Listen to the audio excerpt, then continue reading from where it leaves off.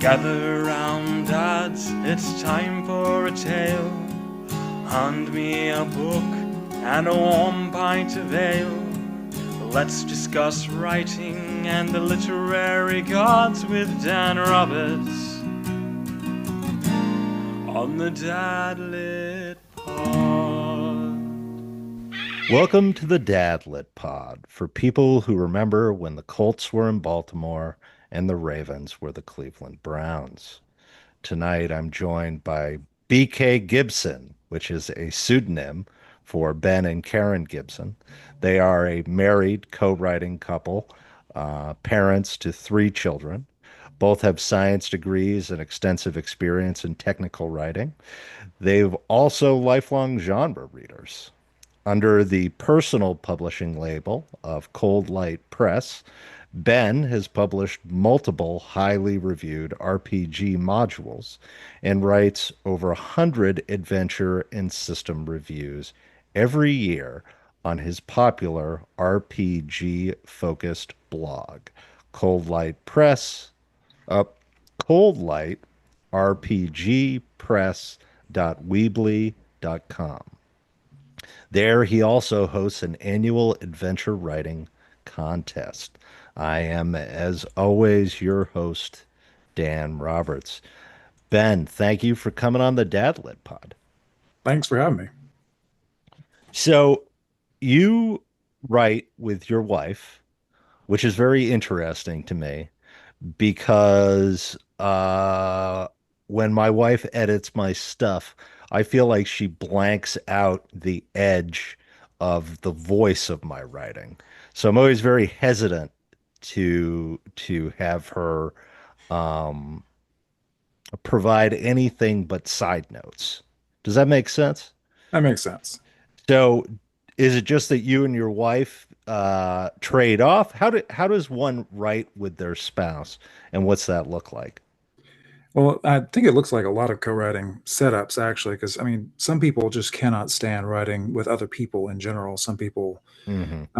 some people they have to be their own person. Sometimes, you find somebody you blend with. Karen and I have a lot of the same books we love. We grew up on a lot of the same stuff, wide variety of both fantasy and sci-fi stuff, both new and classics. So we have a lot of the same influences. We have a lot of the same background, and that kind of comes off in our writing. We both have similar sort of tone for a lot of what we do for Hmm. dialogue, and a lot of what we do for a lot of what we do for just kind of scene setting and blocking. Hmm. Um, then, of course, there's voice shifts that happen. If I'm writing a section, I'll sometimes go,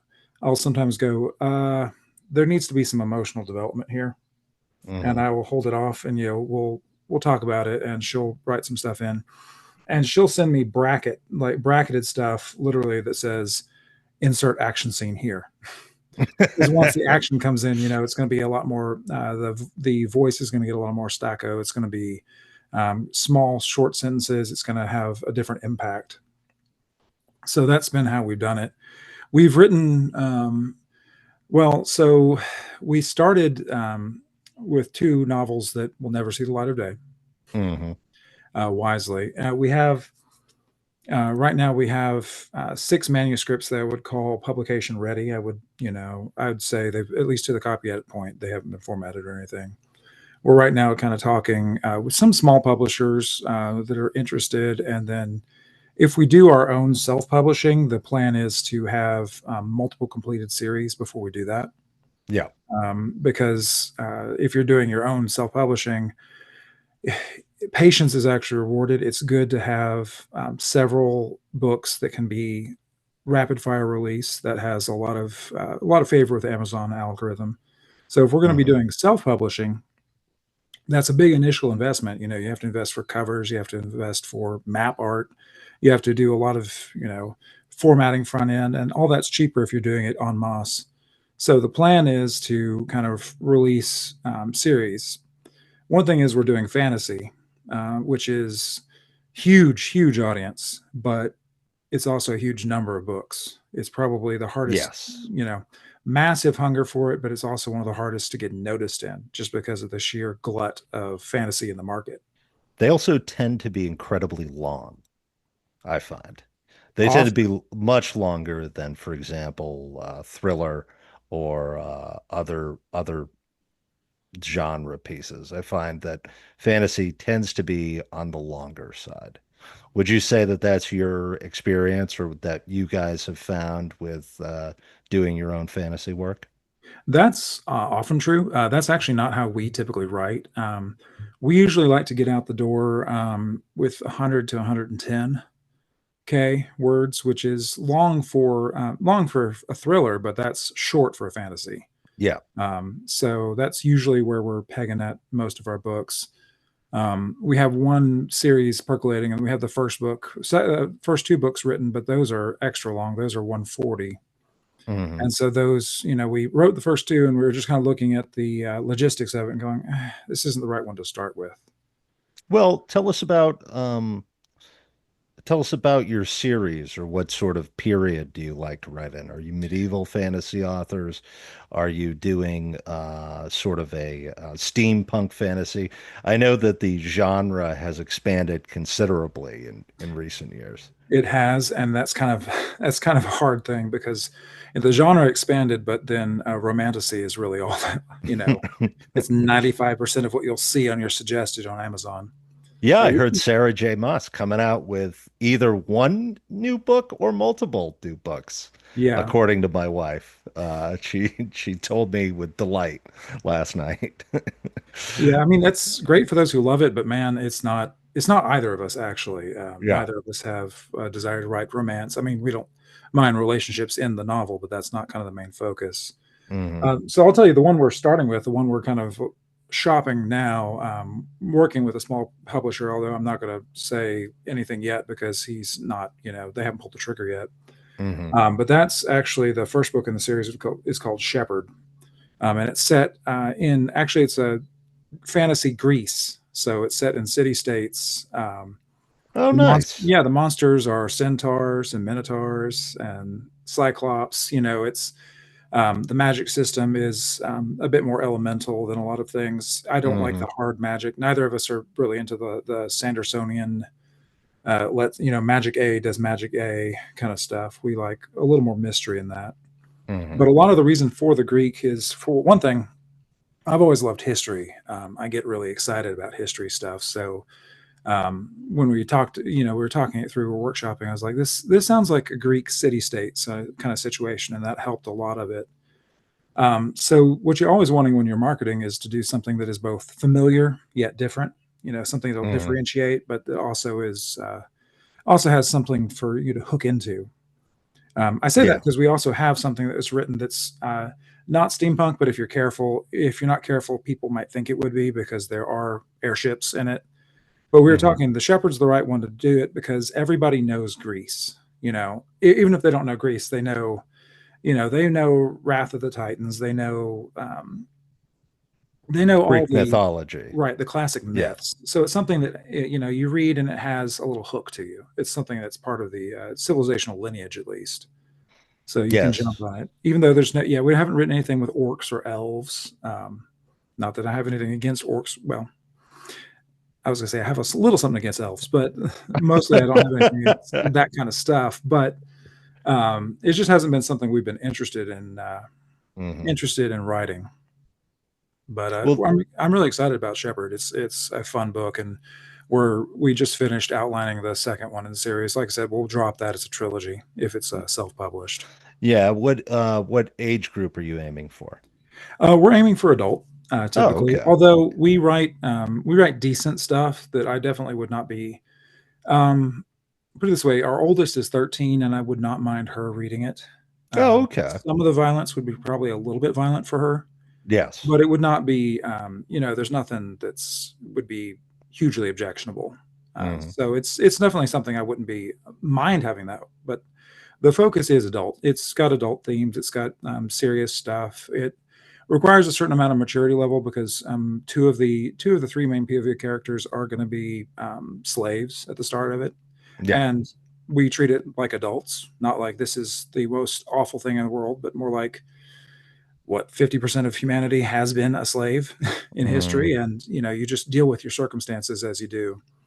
So I love going into the history of it, and I love that. I want to write at that level, but I certainly wouldn't. I mean, I wouldn't mind a teenager enjoying it either. mhm. Well, that's interesting.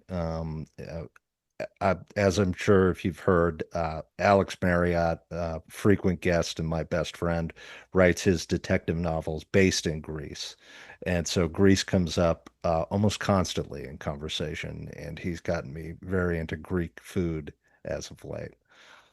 So, yeah.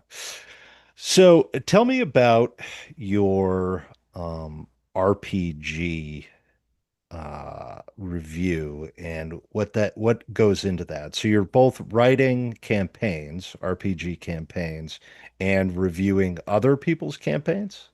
Yeah. So the writing reviews and the writing campaigns, that's my hat. That's the B part of the BK Gibson. My wife does play. Karen does play the games, but she has no interest in running RPGs. First of all, Mhm. do you have any RPG experience? I don't ever know what the audience will or will I not. I have played Dungeons and Dragons with friends, and we've done sort of um murder room. But we play pretty fast and loose with the rules. I had a friend who was very successful at selling his campaigns before Wizards came in and made that difficult for people to do. Yeah, so you have a lot of experience. You have some experience, I guess, and a lot of people Yeah. have various levels of experience. So I never assume, but I typically write adventures. So Hmm. I'll tell you first of all, if you want to make money in RPG writing, and you can make money in the RPG Hmm. industry, it's about 15% of the total income of publishing last year. So you Hmm. can make money, but the way to make money is by publishing systems, game systems. Okay. So like D&D is a system. Um, you know, that's because you're selling a toolbox, and you're also selling probably to the entire table. You Hmm. know, all say, it's one person who runs the game master or GM, and then there's four players. Well, you want to sell to all five of them if you're trying to make money. Hmm. Um, like a lot of money. If you're writing an adventure, then you're writing something that's usable for probably the game master. Hmm. So that's that has I have a I mean I've made a little bit. I've certainly done, I've certainly made a profit publishing in that direction, and I love writing adventures. But I do it because it's fun. I do it because it's something I would be doing, even if even if I didn't publish it, I would be doing this. I run my own game. I actually have right now 50 active players or so in my various games. I run about 10 sessions a month. So with some science fiction and some fantasy, I run a lot of different, I run a lot of different things. And like I said, Karen's in part of it too. So we play together. But for the writing up adventures, it's interesting because that is not just a story writing, but it's also technical writing.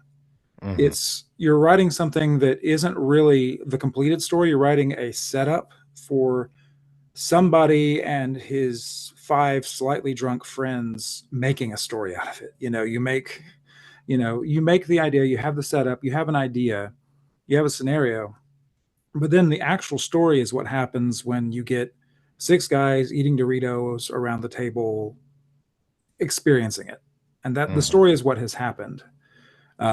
And adventures will run into problems if I call it failed novelist syndrome. Sometimes you'll see adventures that are being sold that are somebody really wanted to be a novelist. He wanted to tell Hmm. the story, and God bless him, you should just be a novelist or a short story Hmm. writer or something along those lines, because you want to let people have freedom. It is a game first, Yes. you know, so you want to have everybody have a freedom for that. But it's also a lovely challenge. I love the challenge of writing up maps, writing up situations, writing up traps, writing up the little nitty bitty, like figuring out how people get across a room when there's a trap. I also love the bigger, broader implications of a map and how people can transport a ton of gold across a chasm. That itself is a huge, I mean, that itself is a huge gameplay part of it. So you have all that thought, and then the story happens when, oh no, he rolled a random encounter when we were halfway across the bridge, and then we got attacked by harpies, and the harpies, the harpies got Jeff's character and they dumped him down the down the chasm, and that's where the fun comes in. That's where a lot of the stories happen. Yeah. So a lot of the writing challenge is to figure out how to convey like the setup so that good stories will be told. Also convey the game. So there's game design as well, but also have just like the technical writing where you want to see, all right, so how am I going to format this so that somebody running it quickly at the table, he's got he's got a pen in one hand, he's got a dice in the other, and he's flipping frantically, using his toe through the adventure. How do you convey this to all your friends at the table? So all that's the challenge. I love the science of it as much as I enjoy the storytelling part of it. Yeah. So, so in the science aspect of it, you're talking about balancing, right? You would say what would be the keys to writing a good adventure for a game? Well, balance. So balance is interesting because it's a game, so people need to be able to win, but Hmm. you also want a challenge. So there's that. I also write mostly for what's called OSR, or old school Renaissance style systems that are closer to the original D&D style, Okay. where you're not predicting a exact mathematical X number of orcs equals X number of players kind of thing. Ah, But okay. balance is still a challenge because you want people to have winnable fights. You want to telegraph something when say there is a trap. You want to have something that's telegraphed. If it's just oh, you open the door, rocks fell, everybody dies. That's not fun. That's not good story writing. It's also Hmm. not good game design. You need to have some ways of people saying, if they're smart, oh, there's discoloration here in front of the door, let's investigate that. Oh, it looks like some sort of poison gas residue there. Give them chances to see things. That's where balance comes in, where people can Hmm. start using the mind. It's kind of an investigation, almost detective work, thinking you have to go through. Hmm. And now, does any of this seep its way into your plotting and your conceptualizing when you're working on the longer works? Yeah, absolutely. So some of it is, you just look and see, the scene by scene stuff. You try to figure out what happens. You try to figure out um, how people are going to interact with characters that you've set up in the world. You try to figure out where people will be going on the map that makes sense. Try to figure out where people will pick up rumors. You try to figure out all of that stuff. Hmm. Give all people ways of navigating a campaign as much as a little bitty dungeon. But all that just sort of scales up wider and wider because, oh goodness, the GM has a challenge. He is trying to represent the entire world.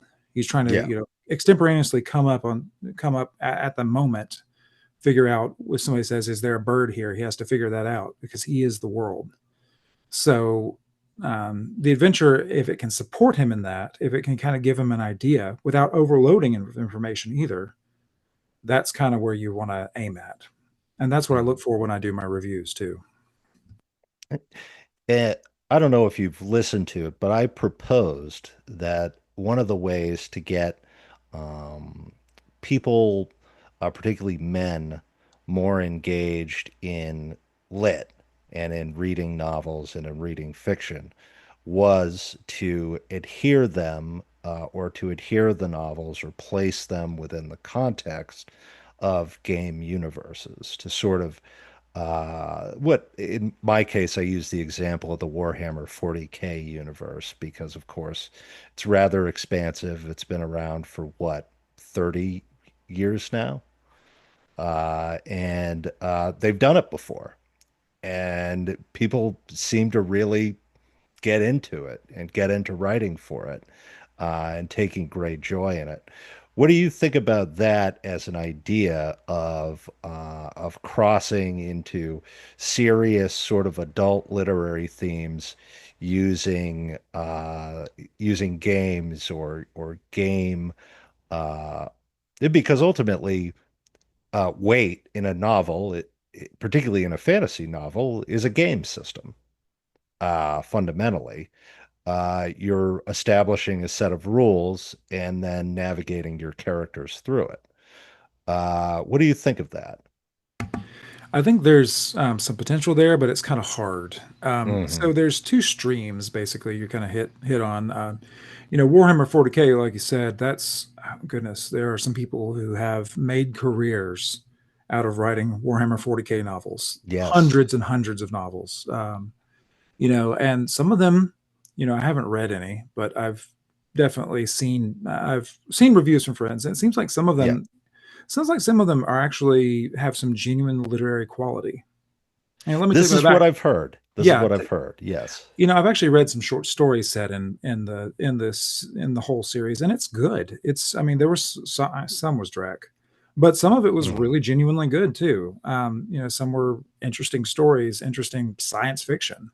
You know, so I definitely think there's some direction to go there. The trouble is, there's a trough there that's easy to fall into, which is called fan fiction. You know, Yes. so it's really easy to just fall into the fan fiction trough, which is, Hmm. that's writing that's writing Warhammer 40K fiction without getting paid. And I guarantee you, there's more people who write the fan fiction of it than write the real thing. Yes. I'm not even disrespecting people who write fan fiction. A lot of it's terrible, but then some of it is okay. And like a lot of, I did it when I was a kid.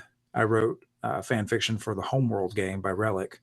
It's a fun, it's a fun young thing to do, but if you go too much into the fan side of things, then it can kind of, like I said, there's a ditch you can fall into. And then Hmm. you talked about the other thing, which is kind of veering more towards the lit RPG side, which is, the imagining being part of it. Hmm. I feel like lit RPG is actually romance novels for men. Really? I feel like it. So I'm not saying it's all bad. I'm not saying all romance novels are bad, but it is easy to produce a ton of it. Like romance novels, it's fundamentally selling a fantasy. Hmm. And the fantasy that men love is fantasies of empowerment and growth and rescuing people and, progression and your work actually turning into a higher number over your head. Like that's all kind of there's a fantasy aspect to that, which games themselves can give. Um, Certainly, especially computer games can give that, Yeah. a lot of that. But a lot of I forget who was doing it, but somebody was doing a study of the modal lit RPG reader. The modal lit RPG reader is actually not reading them, but listening to them. Hmm. He is in his 30s or 40s.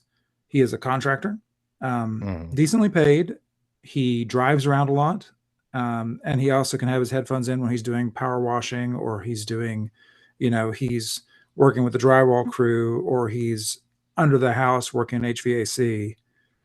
These are not guys that have a lot of chances in their lives to like sit down and play a game. They're busy. Hmm. So a lot of the appeal there is to like listen to some lit RPG. That's kind of where the appeal comes in and that's where they're not going to be picky because good lit RPG, like any good anything, is good. Good Hmm. literature is good, but you're going to have a lot harder time discriminating in that field when there's that much appetite for it Yeah. because the biggest appetite is for that fantasy.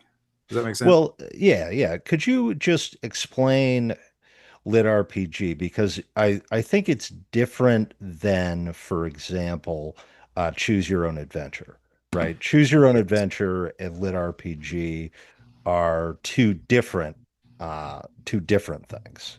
Yes.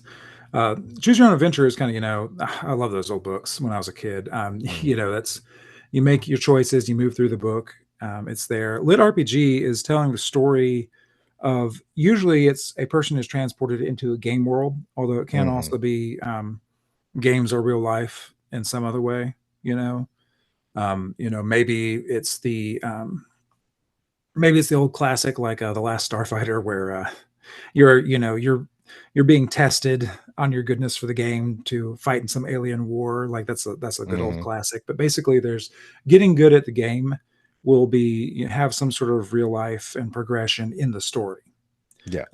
I heard so the way I heard it defined is progression fantasy is when you're kind of leveling up, and lit RPG is when you actually see a number listed somewhere in the book, which makes sense. Yeah. The funny thing is, I think lit RPG actually was trying to be born with Ernest Cline, Hmm. Ready Player One. I think the appeal to Ready Player One was lit RPG appeal, So but the mark not the sort of what do you call it? The Easter eggs that he put right. in there. Yeah. Right. Well, I think Klein himself and a lot of the market thought that the appeal was the nostalgia, like all Yeah. the Easter eggs and stuff. So I think they ran off and said, "Oh, wow, people want the nostalgia stuff. They want, all kinds of Easter eggs, and they want all of this, they want all of these references and everything else." I think this is my theory, but I think that the actual appeal was the progression Hmm. in Ready Player One. I think that's what people were. I think that market was trying to be born then. And then, Yeah.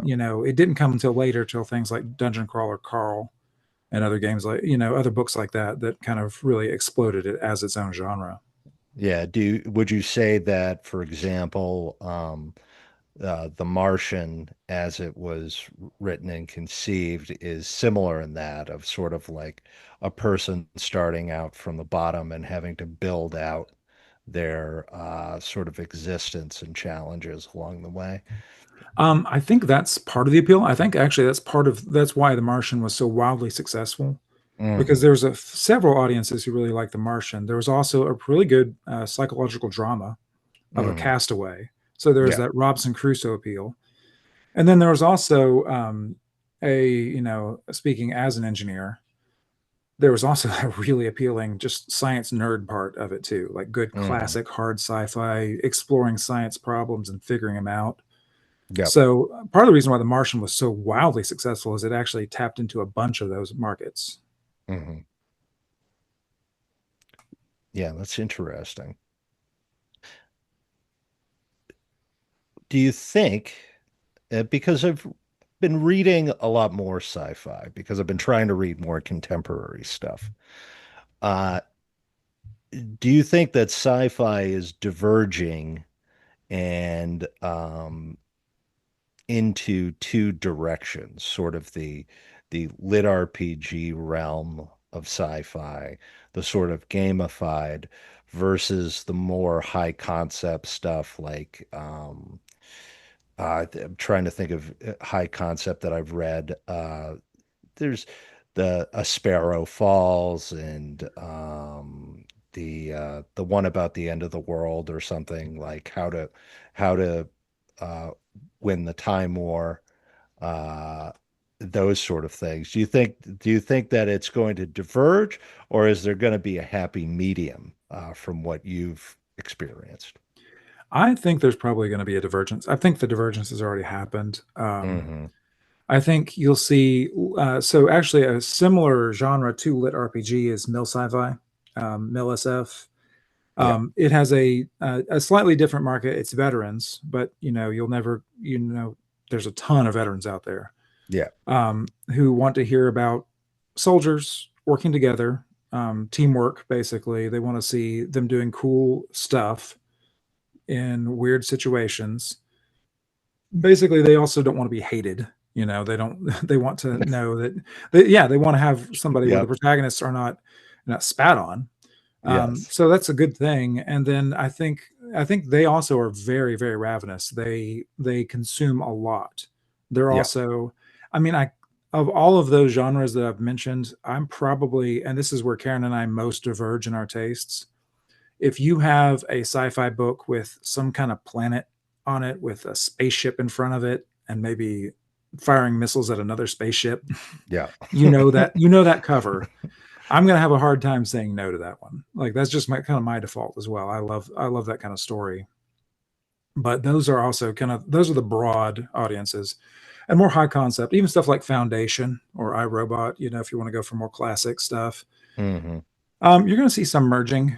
You need to have entertainment, and I don't think there's ever going to be, you know, you can have various levels of it, but I think there is still a market for highbrow Yeah. Sci-Fi. I think that's a really good thing. I don't know if you've have you touched Peter Watts at all? No, I haven't. Probably his most famous book is Blindsight, but he's done a lot of stuff like that. It's Mhm, extremely high concept. He goes into a lot of neurology when he mhm, explores like what it would be to interact with an alien who's not even who is intelligent but not even sentient. Like, what does that mhm, mean? What does self awareness even mean? There's a lot of interesting stuff that he explores in his novels like that. Adrian Tchaikovsky is another one like that. mhm, Very entertaining stuff. Tchaikovsky does amazing speculative evolution, like evolutionary biology. His biology is incredible, like cutting edge sci-fi stuff. I love his work too. But he does that like big ideas, long thinking, talking about deep time. So there's still an appeal to that. I yeah. bet neither one of them though makes what what somebody who makes a good space series will make. Yes. Yeah, just a nice space trilogy. Well, that's interesting. Um, I believe it or not, have not had a lot of contemporary sci-fi authors on. I had J. Daniel Sawyer, who's a Hemline guy, uh, and we talked about the juveniles and the underlying idea of what a headline juvenile encompasses, which is the idea that uh, a young person is presented with a challenge that is beyond them, which they are required to overcome. And then the ending is the mild satisfaction of getting to undertake a new challenge, which is beyond beyond their ability as well. And I thought that was interesting. I thought that was an interesting concept. And then, of course, I started Devin Erickson's book, and have not finished it. My wife finished it and really liked it. So, what is to your wife's sci-fi taste, would you say? She loves so she actually loves like a good science sci-fi. Hmm. She's not as into the mill sci-fi. She doesn't mind it, but it's just not her jam as much. She if you know who Timothy Zahn is, he's Yeah. most famous so he got extremely famous as a Star Wars author for the expanded universe novels. Hmm. But the man he's an incredible writer. He's written, oh gosh, 80 something novels, and like 10 of them are Star Wars. Hmm. So he's a great example of, he was a physicist. It's actually kind of funny. His story is he was a physicist in a doctoral program, and his science, he was about to defend his thesis, and his thesis advisor died on the same day that his second short story got sold. Yeah. This was back in the 80s. He said, "Well, I took that as a sign of which way my career was going to go." But he has that science background, which is great. Yeah. And he has he has an interest in kind of has an interest in the puzzle. He has an interest in figuring things out. He knows his physics. He knows all the hard sci-fi stuff, but he doesn't let it stop him from telling a Hmm. good story. He doesn't let he's going to let there be a warp drive. And he's Hmm. like, even better if it's a warp drive that does interesting things to the characters, then that kind of explores a little bit more about the human condition while we do it. Yeah, I think one of my favorite warp drive experiences is from the Forever War. Yep.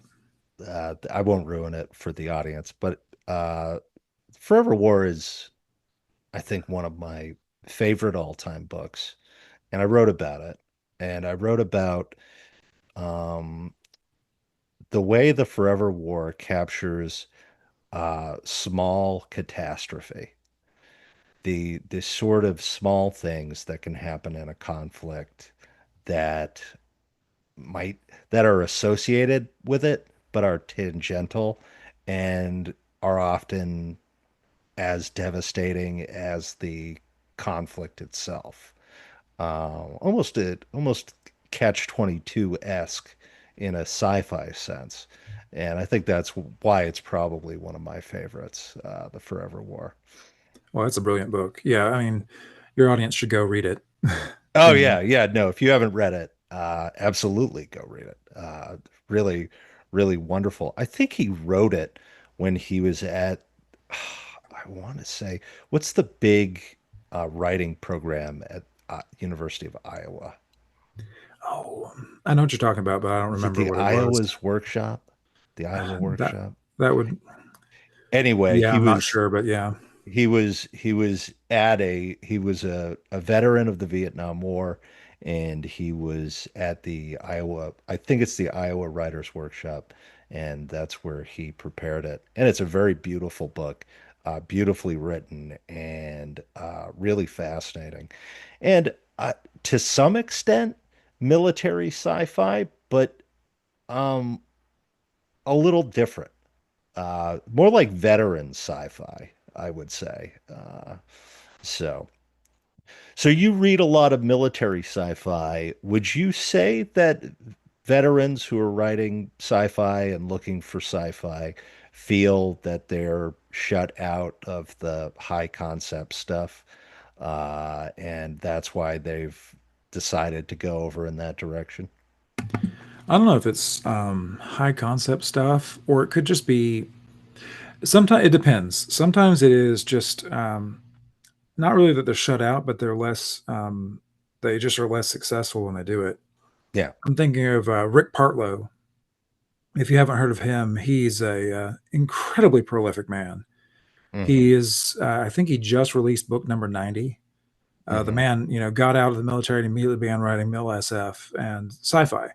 Yeah. And he's talked about, I was talking with him about like he loves writing mill sci-fi. He loves writing action stuff, super Hmm. soldiers, Marines, tankers. Like he loves that stuff. He does enjoy that.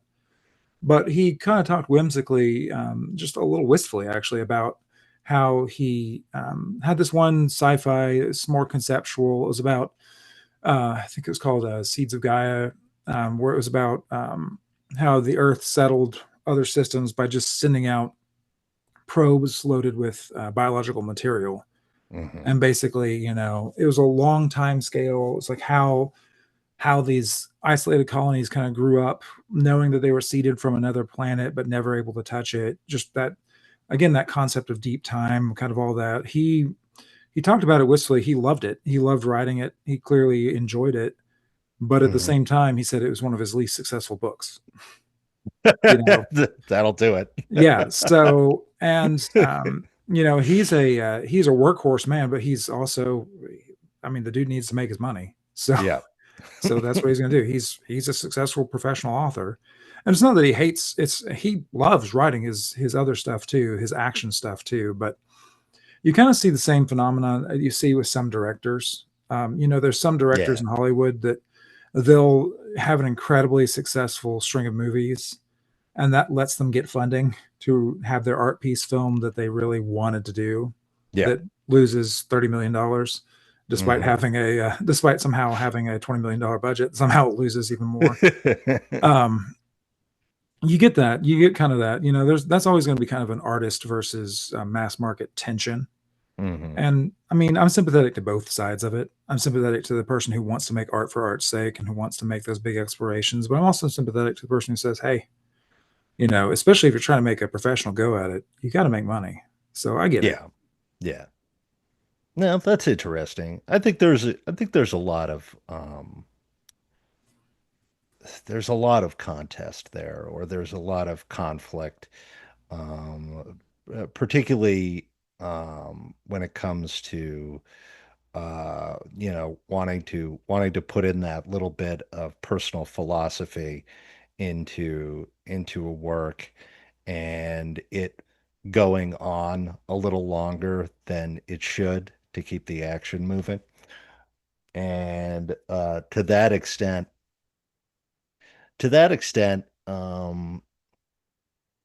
I think about like authors that are just really good at capturing that and being able to work through it, and being able to make it happen. And from a sci-fi perspective, I think my favorite would probably be David Brin. Really like David Brin. At the same time, looking at sort of the contemporary um, professional, or not professional, but the traditional publisher limitations of how many pages they're willing to let you publish. I don't know that the era of the 500 word sci-fi single planet adventure is going to is going to be is going to have the funding that it used to have. I think it's going to be very dependent on independent authors. Well, it never did. You know the Yeah. story of Dune, right? No, Um, I don't. Well, so you, I know the underlying thing where Herbert was very intrigued by desert societies, and he wanted to write a book about a desert society. well, the real thing, the real kicker for me was Frank Herbert tried every single publisher ever, multiple times, got Mm, nothing. The people who published him, he was published by a company that published repair manuals yep. for washing machines. They're the ones who were willing to take a massive risk on this on this madman, and so I say that, and obviously they produced a work of incredible beauty, and the less said about the sequels, the better. But Dune itself is a, I mean, Dune itself is a magnificent. I mean, I'll happily say it's a magnificent creation of this civilization. It is a Mm, stupendous work that nobody in the traditional lines would do, and sadly, they don't make repair manuals anymore. I know yeah. because I tried for my washing machine. They just do YouTube. They just do YouTube repair things. So there's not even a repair manual shop that'll take a risk on that kind of thing. So it has to be independent. Yeah.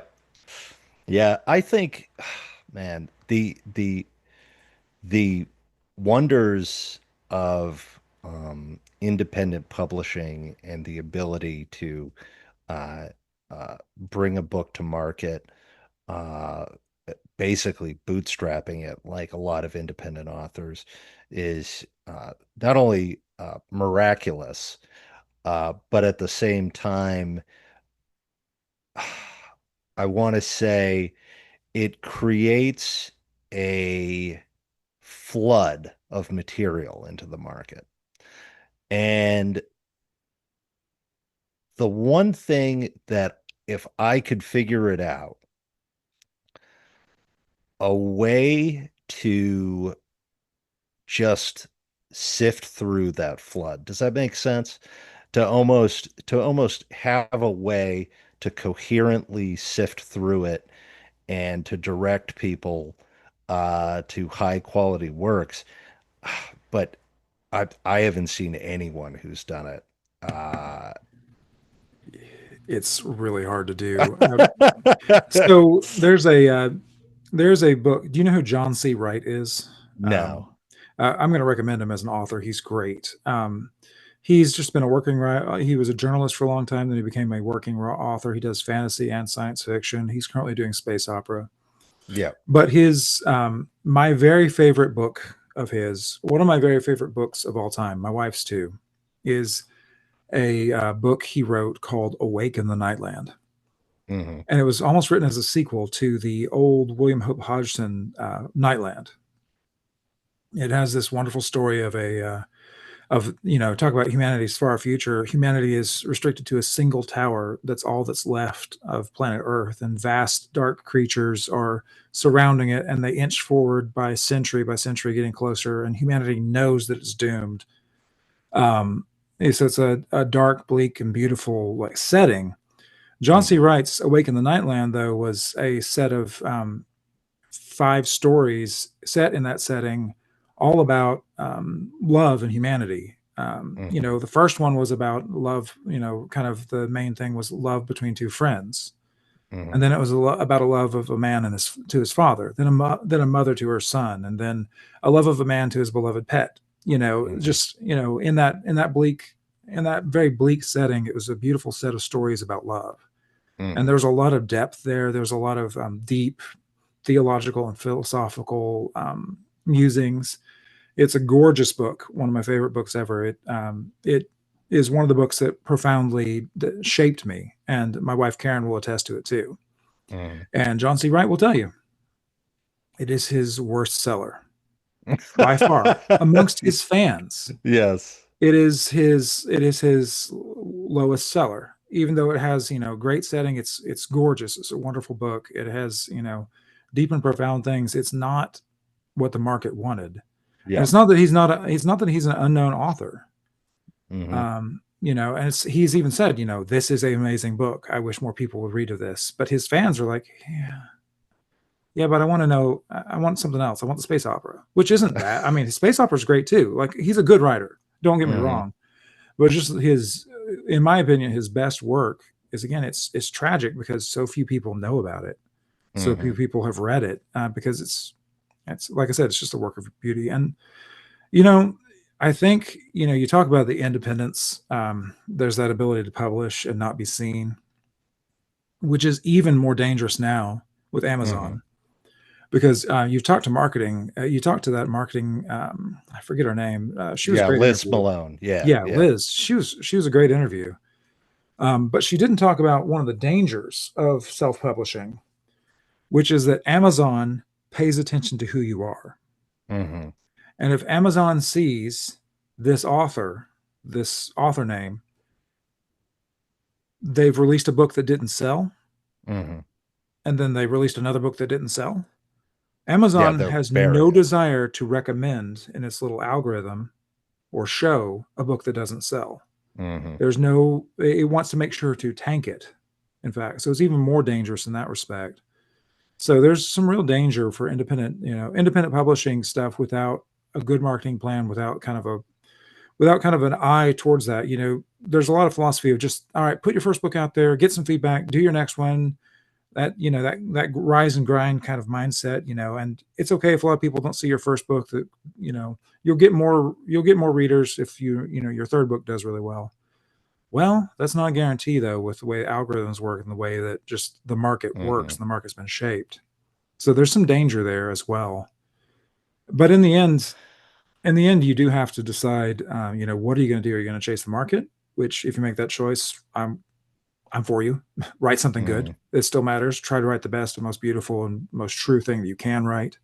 Yeah. But there's the ancient cathedrals in medieval Europe. The columns were carved on the inside that face the wall just as much as the outside. Hmm. Because they said, God sees the beautiful part that is the inside of the column just as much as the outside, and that mattered as much to them, to the sculptors, as it did, the outside that everybody else will see. So I think anybody who's writing something should make a real decision. Am I going to carve the insides of the column? Yeah. Just for its own sake, just for the sake of making something beautiful. Yeah, I had something I was going to ask you. Just give me a second to think it through. Um, Sorry, I got really it, excited it, about that one. it's a good thought. It's a good, encouraging thought to authors. I just thinking about it was the algorithm, bringing up the algorithm, and what I think is one of the unfortunate things and one of the dangers of the algorithm, and something that's been pointed out about the book talk community and the booktube community and all of those places, which is that it is uh, a self-reinforcing loop, right? You get a review of this thing. The algorithm then says, "Oh, this was mentioned. You watched this. Here's another one of this. And here's another one of this." And to that extent, it almost closes off the viewer in those sort of reviewing scenarios to alternative books, and also discourages the people who are producing the reviews. And I wonder if one of the reasons why certain stories and certain genres have become so dominant is because of that feedback loop. That idea that, for example, I mean, there's got to be a reason why romantasy dominates literally every shelf on Walmarts and at Targets. And I have to wonder if um, the feedback loop of this is what there is always going to be a ton of, this is what we'll always be able to sell, this is what we'll always be able to offer up to publishers, and so this is what I should be writing, and this is what I should be selling. If that feedback loop in and of itself, the capitalistic marketing feedback loop, doesn't do the same thing that the algorithm does just in real life. I wouldn't be surprised about it at all. I mean, go to any used bookstore. I mean, I remember going to used bookstore 30 years ago, and Hmm. romance was dominating. It's not like Yeah, romance wasn't dominant in any given used bookstore 30 years ago. yeah, So it's not like it's a new phenomenon. It's not like the hunger isn't there, obviously. yeah. I But mean, my grandmother reads a stack of yep. up to the roof of romance Hmm. novels, and she just cruises through them, and she brings them to the used bookstore, gets some new ones, cruises through that, returns them to the used bookstore. That's how she spends her time. Um, but at this point, the publisher's no longer getting a bite of that Yep. of lighthouses and Fabio and lighthouses. Poor Fabio. The bird on that roller coaster was actually thrown by somebody who was frustrated because they Yeah, were they trying to could break into the fantasy market. throw it at poor Fabio. Poor Fabio. Well, any last words? Anything you'd like to plug? I know you're still conceptualizing the book, and we can certainly update in the future. Oh yeah, well, like I said, it's not conceptualizing. I mean, we've written the first in that Yeah, series, yeah. and so it's more like if we're doing it ourselves, we're going to be writing three before we release, which requires a little Hmm. patience. I'm also writing, so we parallel process a lot where I will do one half the book and Karen will do the other half, and then we swap Hmm. over. I'm actually writing something right now for it's more of a science fictional action one that's for Art Press, if you've heard of them. Hmm. They're a fairly new publisher, but they have an America 2076 contest Yep. where they're saying like 50 years from now. Um, I'm writing something there that's thriller paced, so it should be fun, but it is I'm hoping for blurbs like unhinged, deranged. What the hell did I just read? It's Problematic.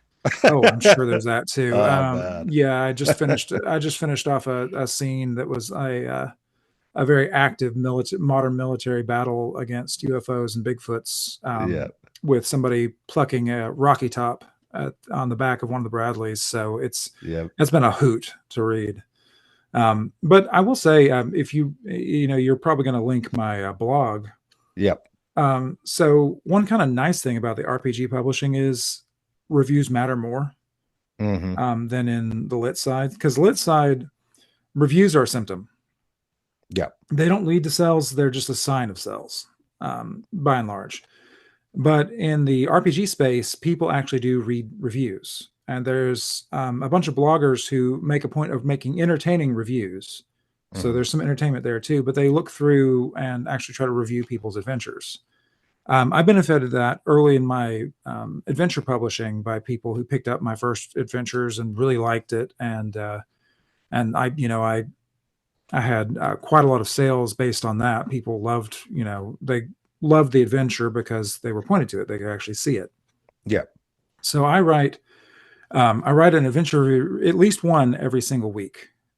Every Monday, I'll be publishing an adventure review where I'm just kind of diving amongst the free stuff and the pay what you want stuff in a site called itch.io, which is where people publish a lot of game stuff. So I just look there. A lot of the stuff is bad. There's a lot of bad writers out there, but I always try to find that nugget of gold. When Hmm. you're going through everything, you just try to find. I'm always looking to hope that I'll find something. I'll be able to highlight something that's good, and I've done it a few times. It's really gratifying when I see somebody who's It was toiling in obscurity. Nobody ever saw their thing. I picked it up on a whim. I was able to review it. And I was like, man, this is really good. Nobody's reviewed this. Nobody's looked at this, but this is amazing. This person was innovative and cool, and it's really fun to be able to highlight that. I love my review blog work as much as I love writing. I actually have loved reviewing too. Mhm. My I was looking at my review document. If you want like a number of thousands words, I'm currently at 150,000 words for the last 2 years in reviews. But I love that stuff. I try to make it entertaining too. Yep. But I do the same thing with the adventure site contests where people write. They write their own adventures and they submit it. Everybody who submits, not everybody wins, but everybody who submits gets a full review from Mhm. me and a panel of judges. So other people will review too.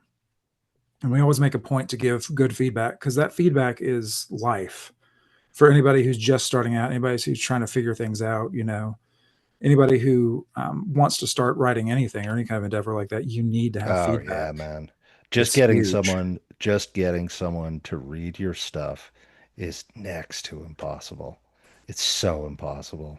And It's it's so meaningful if like if you have an author in your life and you want to give them a gift, read their stuff and offer to read their stuff and offer to provide them thoughtful feedback. It's so tough to get people to read stuff. yeah, Brutal. I mean, and in all fairness, so I will give fairness to people. There's a lot of stuff out there, 90, this Sturgeon's law, 90% of everything's crap. There's, Hmm. there's a lot of stuff out there that's bad, but you can't improve. That 90% is going to stay in the 90% if they don't get feedback. Yeah. So there is a real duty to be honest in reviews as well.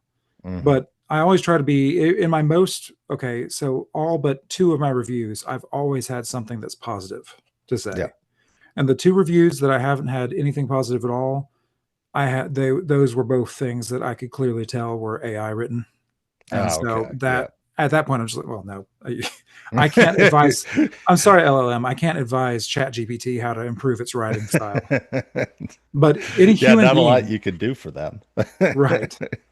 But any human being, I'll try to give good feedback for, and that's gold right there. That's a big part of like the project, and I keep on running that adventure site contest every year too, just because it's a huge passion. I've also loved publishing other people that way Hmm. too, because the winners I publish under my Cold Light Press label. So we have a compilation, they do it, and a lot of the winners have gone on to start doing their own stuff, start doing their own publishing. That's been really rewarding. I've really loved that. So I mean, if you're going to link that blog in there, that's something that even if you're not in RPG stuff, I think you'd enjoy the reviews because I try to make them entertaining. Some of them will be a little harsh and fun, but I always try to look for something bright too. Well, awesome. I will definitely put that in the show notes, and I just wanted to thank you, Ben, for coming out and chatting with me and giving me this information because I did not know about the vibrant world of RPG adventure writing and review, which look, there's just another area where dad-led authors can get interested and do something different, just explore and engage. Oh yeah, So, and there's tons of dads in my groups too, oh including some yeah, of our kids too. yes, all the guys I know who do Warhammer and Mhm. D&D are all dads, Yeah. uh, and they have a great time. So, yeah, no, it's terrific. All right. But Thanks, Dan. Really appreciate it. thank you, Ben. Our time together has come to an end. It's time to return to your wife, kids, and friends. It's time to pick up those books you forgot while you wait for the next Dad Lit Pod.